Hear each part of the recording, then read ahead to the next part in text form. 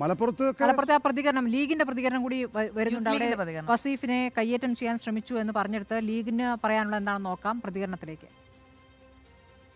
ഒരു സ്ഥാനാർത്ഥിക്ക് ഇവിടെ വന്നിട്ട് ബൂത്ത് സന്ദർശിക്കാം, പക്ഷെ അത് കരുതി വോട്ട് ചോദിക്കാൻ പാടില്ല. ഇവിടെ LDFന്റെ സ്ഥാനാർത്ഥി വന്നിട്ട് വോട്ട് ചോദിച്ചിട്ടുണ്ട്.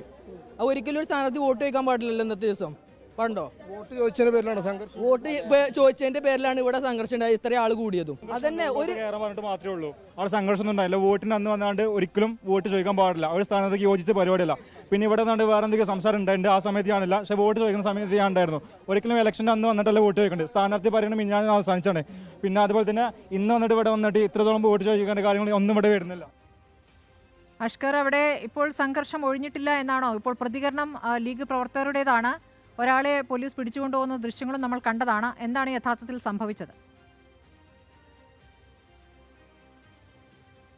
സ്മൃതി, മുഴുവൻ പ്രവർത്തകരെയും നമ്മളെയും ഉൾപ്പെടെ എല്ലാവരെയും ഇപ്പോൾ പോലീസ് അവിടെ നിന്ന് പിരിച്ചുവിട്ടിട്ടുണ്ട്. എല്ലാവരെയും അവിടെ നിന്ന് മാറ്റിയിട്ടുണ്ട്. കാരണം ഒരു സംഘർഷ സാഹചര്യം വന്നതോടെ കൂടുതൽ പോലീസ് ഉദ്യോഗസ്ഥർ അവിടെ എത്തിച്ചുകൊണ്ട് എല്ലാവരെയും അവിടെ നിന്ന് മാറ്റുകയായിരുന്നു.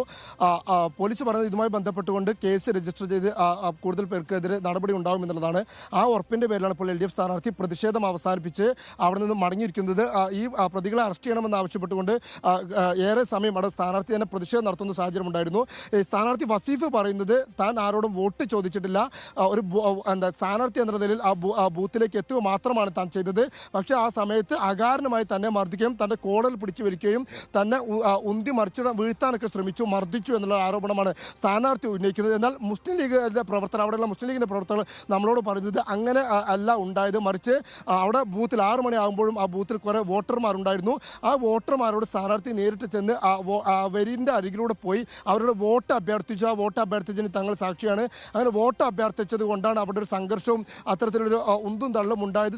സ്ഥാനാർത്ഥിയുടെ ഈ വോട്ട് അഭ്യർത്ഥന തടയാനാണ് തങ്ങൾ ശ്രമിച്ചത് എന്നാണ് ഉദ്യോഗസ്ഥർ പറഞ്ഞത്. എന്തായാലും പോലീസ് പറയുന്നത് ഇതുമായി ബന്ധപ്പെട്ട ഒരു കൃത്യമായ ധാരണയില്ല. വോട്ട് അഭ്യർത്ഥിച്ചതിനോ അല്ലെങ്കിൽ അവിടെ ഉണ്ടായതിനെക്കുറിച്ച് കൃത്യമായ വ്യക്തതയില്ല. പക്ഷേ ഇതുമായി ബന്ധപ്പെട്ടുകൊണ്ട് പോലീസ് കേസ് രജിസ്റ്റർ ചെയ്ത് അന്വേഷണം ആരംഭിക്കും. പക്ഷേ അതിനുശേഷം സ്ഥാനാർത്ഥി നമുക്ക് പ്രതികരണം തരുമ്പോഴും കൂടുതൽ മുസ്ലിം ലീഗിൻ്റെ പ്രവർത്തകരടക്കം വലിയ തോതിൽ 100 കണക്കിന് പ്രവർത്തകർ ഇരു പാർട്ടികളുടെയുമായി അവിടെ പ്രവർത്തകരാണ് പിന്നീട് എത്തി.